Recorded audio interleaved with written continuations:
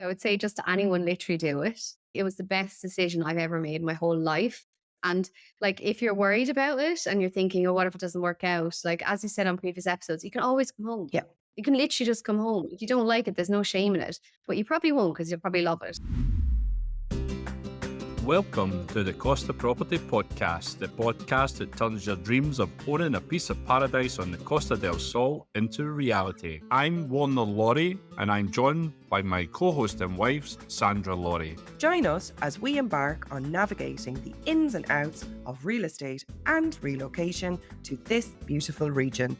We're not just about market trends, we're about sharing real-life experiences, because we know the struggle firsthand, and I've helped many people navigate this challenge also. If you're dreaming of your perfect Costa del Sol home and want to get real, no-frills, expert advice, then you're absolutely in the right place. Join us each week as we share honest insights and information that will guide your journey.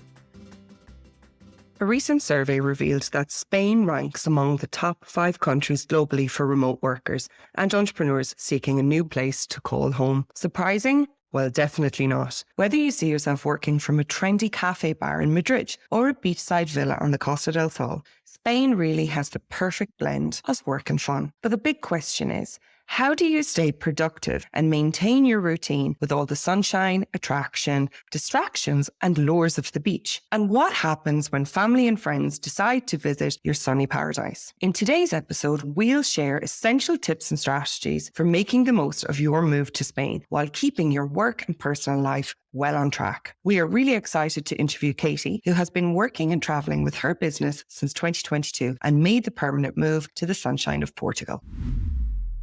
I'm super excited to have Katie with us today. For our listeners, Katie's actually our podcast manager, so we are in the hands of a real expert today. But we're not talking about podcasting today, right, Katie? No, we're not talking about podcasting today at all. I'm very excited for today's conversation. So how are you today? Tell our listeners where you're based. I'm good. Yes. Yeah, not too bad at all. I'm based in Portugal. So originally I'm from Ireland and I actually moved to Portugal back in January 2022 for what was going to be just a couple of months and ended up loving the place, falling in love with Portugal. I'm based currently anyway, just outside Lisbon in a little place called Ericeira. So yeah, it's a lovely spot. Can't complain, lots of sun. Amazing. And plans to stay there for the foreseeable at least? Yes, definitely. Yes. It's a beautiful place. And I'm very, very lucky that I'm able to work online and live here. So it's something that I've wanted for years and years and years. Initially, actually, funnily enough, I wanted to move to Spain. That was always on the cards. But, life had other plans and I ended up in Portugal. Yeah. Amazing. And you work online, you have created your own very successful business. When I look at what you have created, I really look on with admiration. And I think your journey towards your career, which was prior to what you do now, to, this business that you've created, working online, living in a new culture, that's really inspiring. Let's touch on that for a minute. Thank you. Yes. I come from a nursing background before I went into podcast production and digital marketing support for businesses. And yeah, I guess kind of long story short, I was working as a nurse for about 7 years in the UK, actually, in Cambridge. And I worked through the pandemic and everything. Just kind of suppose near the end of the pandemic, I was decided to take a sabbatical. And I took that in summer of 2021. And I didn't really know what I was going to do. Like a lot of nurses who worked throughout the pandemic, we were quite burnt out, especially as I've been working for like 7 years, like in a very acute setting before that. So yeah, I basically stumbled across the world of virtual assistants and business support for online business owners. And I thought, well, do you know what? This feels good. I'm going to give it a try. At the time, it was quite it was a very, very small industry. So I actually ended up just starting the online business, targeting nutritionists and healthcare professionals because of my experience, obviously. And I started basically doing a lot of learning about social media marketing, about running an online business and different things like that. I ended up getting my first client who was a wonderful nutritionist and it just went from there. It literally just went from there, grew from there. I learned more about digital marketing, social media. I actually found I had a flair for writing and copywriting in particular. So I really, really enjoyed using that. And then late 2022, I started learning about podcast production. So I enrolled in a course, and that was just like, yeah, I was like, I love this. I love podcasting, and, you know, the connection that people can have through a podcast. So yeah. And then I moved to Portugal and did a bit of traveling, met my fiance, who was Brazilian, now fiance. And we came back to Portugal after spending 6 months in Brazil. And yeah, we've been here ever since. So the full integration happening, Sandra. I love it. I love it. I love your story because it is really the testament of, you know, you can be in a career that maybe you find it's not fulfilling you, have a niggle to want to explore something else. And you've made that a reality. And then on top of that, to be able to successfully run your business and integrate in a new country. Yeah, it's amazing. Well done, you. You're really shining the light out there to show what's possible. So tell us a little bit then about life in Portugal. So how do you explain your lifestyle for people who might think like it's an endless holiday when you move from a colder climate? And I think, you know, we've chatted a little bit about this offline, and this can be a little bit of a struggle to articulate that, right? Yeah, absolutely. And I think, you know, my biggest piece of advice for people would actually be, when you first decide you're going to move to a sunnier climate and you move here, it's kind of just about accepting that there's going to be this period where it is going to feel like a holiday and the novelty does wear off. Like, I know that, like, not that I take it for granted, but it does wear off. I think exactly what you're saying, when you come from a cold country and it's, you know, rarely sunny. Like, for example, in Ireland, when it's sunny, everyone goes mad. They're like, oh my God, we need to be outside. We need to make the most of it. We need to go to the beach. Whereas when you have, you know, better weather and sunshine quite a lot more, you actually kind of know that, okay, like, it's going to be sunny the weekend. I need to focus, get my work done, and then I can go enjoy it. So that's kind of what I explain to people. And for me, definitely having a routine is really, really important. Getting up at a certain time, you know, having structure in my day, and factoring in like fun time as well, obviously. Like, so I can still go to the beach, like, but the fact is it's down the road, as opposed to having to get on a flight for 2 hours to get a bit of sun. Yeah. So that's what I really like about it, is that, like, it's not that I'm on a holiday and everything is drinking sangria all the time, lying on the beach and, you know, eating your lovely Spanish or Portuguese food. It is that, but it's also that you can work and have that as well. And that's what I love about living like in this Mediterranean lifestyle, is you can have that balance. Like, I'm very disciplined, I'm very focused, but I enjoy myself as well outside of work. Like, I love to go to the beach and go to all the parties. And I'm not a big party person, but, you know, I just like to get out there and enjoy the culture. I totally resonate with what you're saying about routine. And I think because we are living in a warmer climate, people are naturally more social, you know, and in the evenings and the weekends, there is often more things to do. So you'll have plans socially. So it's exactly that, around planning your week well, so that you're not missing out, but you're also getting your work done as well. So you're not feeling guilty about enjoying yourself too much. Yeah, exactly. And I also think as well, I spend a lot more time outside now than I would have in Ireland and the UK. So I'll finish work and, like, you still have loads of hours of sunshine left. You've loads of things to do. Sometimes we'll go off for a walk, we'll go off, meet someone, and we won't get home till like 9 o'clock, and then we'll have our dinner at 9 o'clock. And I think you naturally start to kind of, you know, your routine becomes more Mediterranean without realizing. Yeah, it does. And something that I know I struggled with, and I don't know if this is something that you relate to, because we come from a culture where the weather is different, the climate is different. You're not socializing as much naturally as a result of that. At the start, I really battled with a little mind monkey telling me I was enjoying myself too much. And it was like, you can't be having fun all of the time. And I'm not saying I was, you know, like I was working really, really hard. I was in a very serious corporate career over here when we first moved over. But there was almost this niggle that, you know, you can't be enjoying yourself every evening or every weekend. And I really battled with that because it was, you know, a totally different variation and a different lifestyle than what I was used to. I don't know if that's something that you struggled with. Oh, 100%. I struggled with that. And I even felt like almost guilty for sharing with people that also. So, for example, sharing on my socials or talking to my friends or my family, oh yeah, I'm just here like at the beach, or, you know, heading off for a hike in the mountains, like the sunshine, going to a beach club. And I felt really guilty for sharing that instead of embracing that. Yeah. And I think exactly, I battled with that mindset for quite a while actually. And I think what I would say to anyone about that is just enjoy it. Like, you'll inspire people. And if you want to do it, you can totally do it. Like, there's literally nothing stopping you. Like, there's nothing special about us. We just did it. And it's about having that mindset to just go and do it and take those little steps. And for example, something like if you want to, you know, move to Portugal, Spain, it's about actually just taking the steps to do that and just getting the ball rolling. Like you can sit there and dream about years and years and years, but it's just about getting the ball rolling. And I think that's great what you're doing on this podcast as well, is showing people the basic, how to begin and what you need to know. And I think even planting that seed in people's mind. I come from a little town in Ireland. Like it's nothing, we haven't done anything mad. It's just about actually taking action. So that's what I would say to people is like, just take action. Little townies from Ireland taking inspired action. That's what we are. But you do, right? You feel like you're almost showing off, because I guess our upbringing and our culture is kind of like, oh, don't be showing off. Don't be telling everybody about your life. But that is the lifestyle here. You have to embrace it. Tell us a little bit about your typical routine then, Casey. We talked about discipline and staying disciplined. How do you stick to the routine when you have visitors or friends over on vacation, for example? And the reality is, when people are here on holidays, they're calling you because they want to spend time with you. They want you to go to the beach with them. They want you to eat in nice restaurants with them. How do you manage that? Yeah, that's actually a really good question. And that's something that I have a lot of experience with. Even friends here who may be here for a few weeks, like on holiday. So I would say the first thing is to actually plan it. So as best as you can. So if you know that someone is coming, say, for example, for a week, what I try and do is I try and batch my work. So I'll work maybe a bit extra the week before so that I have a lot of work done the week before. Now, if you can do that, obviously not everyone can do that. But that's what I do so that I have more freedom when my friends are here.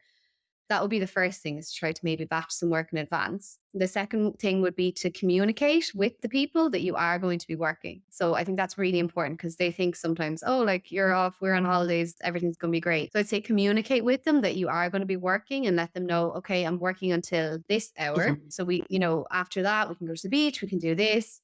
And I would say also try and maybe prepare some things for them to do. So I always say, oh, I'll be working in the morning, but why don't you go to this cafe, or you can go for a surfing lesson or something like that. And I'll give them suggestions so that I know that they can head off and do that. And a lot of people are quite happy to do that. But, for example, if I had my parents, it would be a bit different. It'd have to be a bit more hand holding. But definitely with friends, I would say communicate with them and let them know. Because I think sometimes, especially if people don't work online, they don't really understand that you're working as such. You're not physically going into an office, but you are working, and that can be really, really hard. Another tip would be to plan out your week. So what I normally do is on a Sunday, I'll map out my week, what needs to be done, and I'll factor in guests. Say if I have a guest coming on Friday or whatever, I'll say, okay, well, I'll finish early mid-Friday morning for that, and I'll work, earlier in the week. What I do as well sometimes is I'll get up early. So I'll start working early in the morning, maybe at 6 or 7, and then get the work done kind of by lunchtime. And then I'll have the whole afternoon free for people. So that's what I would say. I think it's just, I suppose it depends on your work and the type of person that you are. But I think the most important thing is just communicating with people. Like, they'll understand that you are working. So that's what I would say would be the first thing. And just have patience with yourself as well. They're great practical tips, and I relate to so many of them. And it's also, I guess, having a little bit of compassion for yourself as well, because, I always feel super responsible for people when they're over. But we kind of forget, well, they're adults. And if they were somewhere else on vacation, they'd figure it out for themselves. So why do we often feel the need to kind of, over handhold or like over support? That's something I had to massively let go of. I'd be like, come on, Sandra, they're adults, they'll figure it out. But we feel responsible. They're in our space. We want to make sure they have a lovely time. So it's letting go of that piece as well, I think. Tell me a little bit then about when you started to socialize in Portugal. How did you go about building a social circle and making connections? What was your view on learning the language there? Bring us up to speed on that piece from your point of view. Yeah, so from my point of view, I guess I was lucky that my best friend is Portuguese. We met in the UK, we're friends for 9 years. So that was a help, knowing someone here massively, in particular for things to do with bureaucracy. But in terms of actually meeting friends, I would firstly say, if you are thinking about coming to, say, for example, Spain or Portugal, is research, as you guys always say, research the area. So find out first where you want to live. And often in those areas, there is going to be expat groups and Facebook groups. So you're going to have expats in Malaga, expats in Madrid, whatever. And then joining those groups firstly. There's actually a really interesting group as well, if there's any females watching, called Girl Gone International.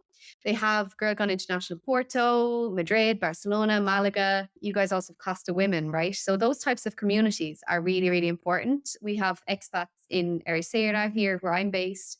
And I think joining those WhatsApp groups or Facebook groups are great to just build social connections, not to buy a house with, but to build social connections they are.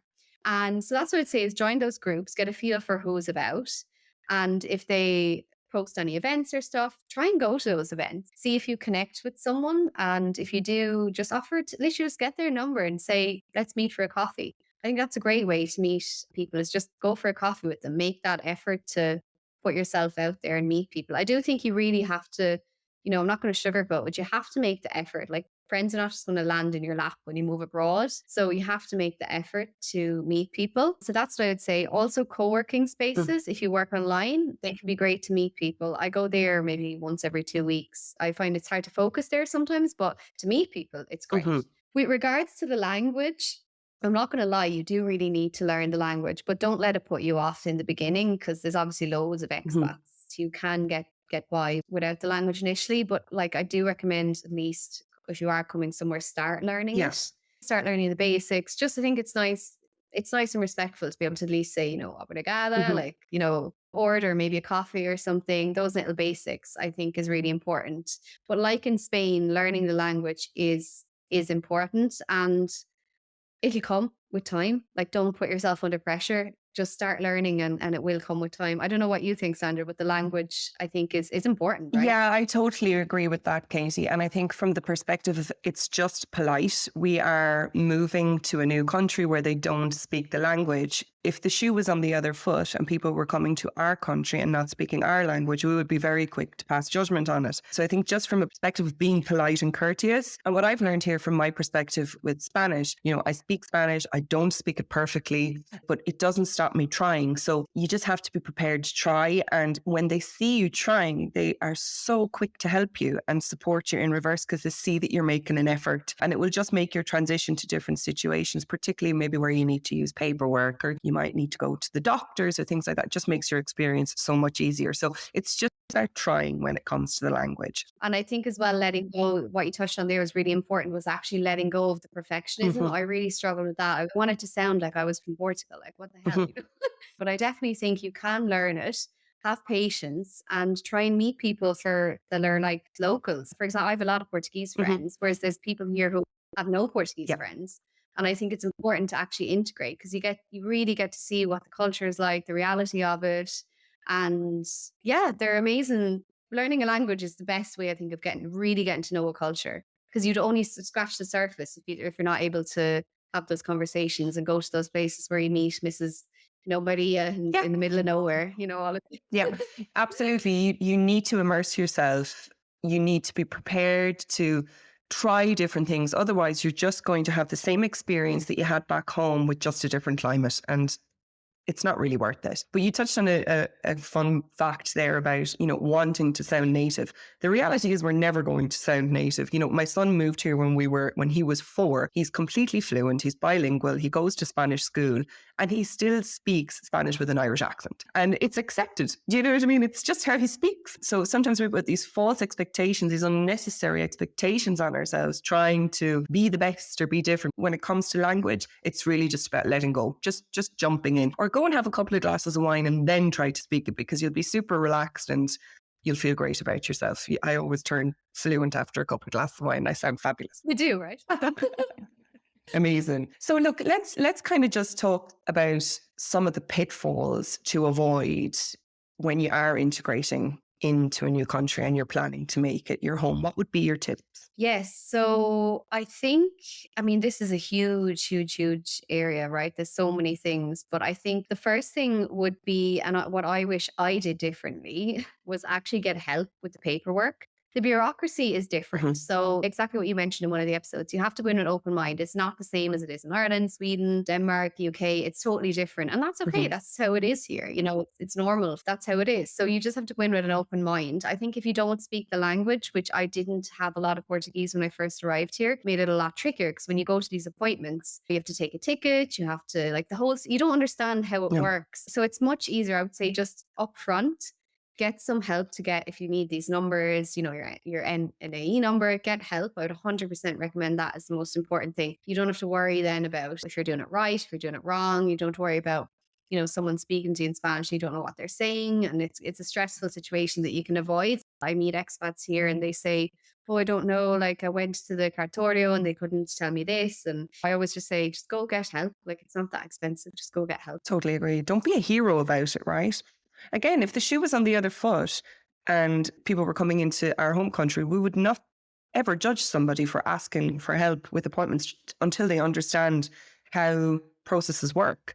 So I always scratch my head with that a little bit. It's like, why are people so adamant to go at it alone and then get upset and hard on themselves when the process is taking longer? So that's an amazing tip. I totally agree with you on that. And also just in terms of kind of, I suppose, pitfalls as well, is some people find that after a few months they get a bit homesick, things like that. That can be something like what I've said there. It's good to actually try and make friends. Definitely when you first move, say if it's your first time moving to a new country, just know that like that will probably hit you maybe about 3 to 6 months in, because it's all a holiday at first and everything's great. And I'd highly recommend trying to make some friends and maybe going home, as you said, I think in one episode, going home for a bit, a few days, even if you're close, and then just coming back again. And then you're like, oh yeah, I actually really like it here. You'll often notice when you're back home in Ireland or, wherever you're in Asian countries, like, oh, I can't wait to get back after a few days.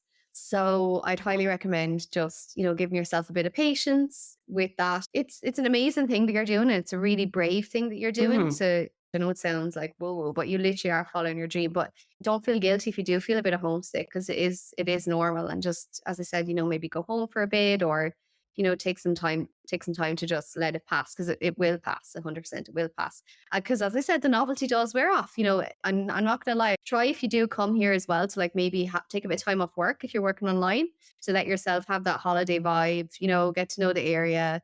It's hard when you move somewhere and you have to go straight into work, because your whole entire body is adjusting to a new environment, new smells, new culture. So definitely give yourself maybe a week or two when you first move to take some holiday. That would be like a huge tip, I would say. Amazing. Just to take a week or two, give yourself a bit of holiday and enjoy the process. Like have a bit of fun with it as well. Like it's all an adventure. Absolutely. It's all a bit mad. Absolutely. And I love those tips. And people always say to me, and you probably hear this too, oh, that's so brave, just to pack your bags and move to a different country. It is. So as you mentioned there, having that piece of self-compassion, that's critical. It's a huge step to just decide to move to a different country where culture is different, often language is different, your life as you know it is back home. So that piece of self-compassion is critical. They're amazing tips. So I'm just going to recap in terms of my key takeaways.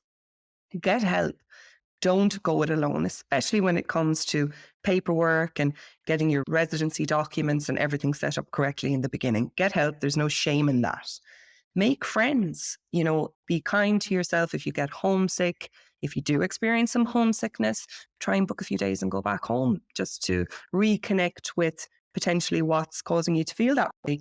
And again, what we touched on in the beginning, that routine is key, particularly when you have a lot of visitors coming over to visit you and you're trying to maintain normal life, as we say it, while you have people on vacation with you. So love that.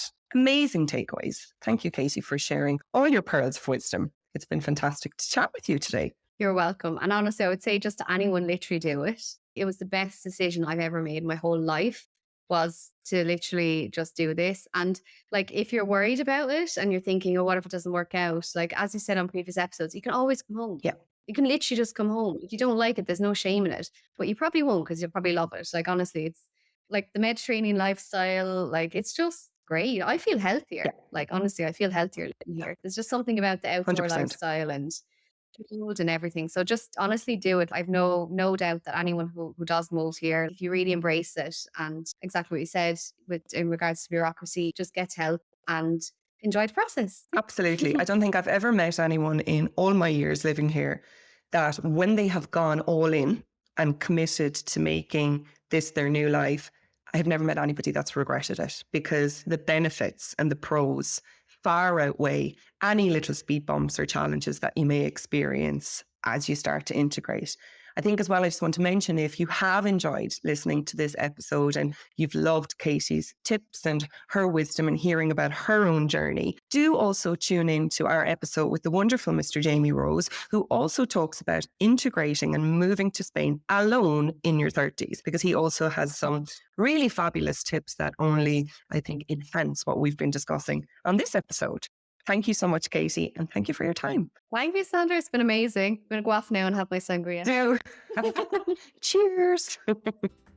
Thank you so much for listening into today's episode on the Costa Property Podcast.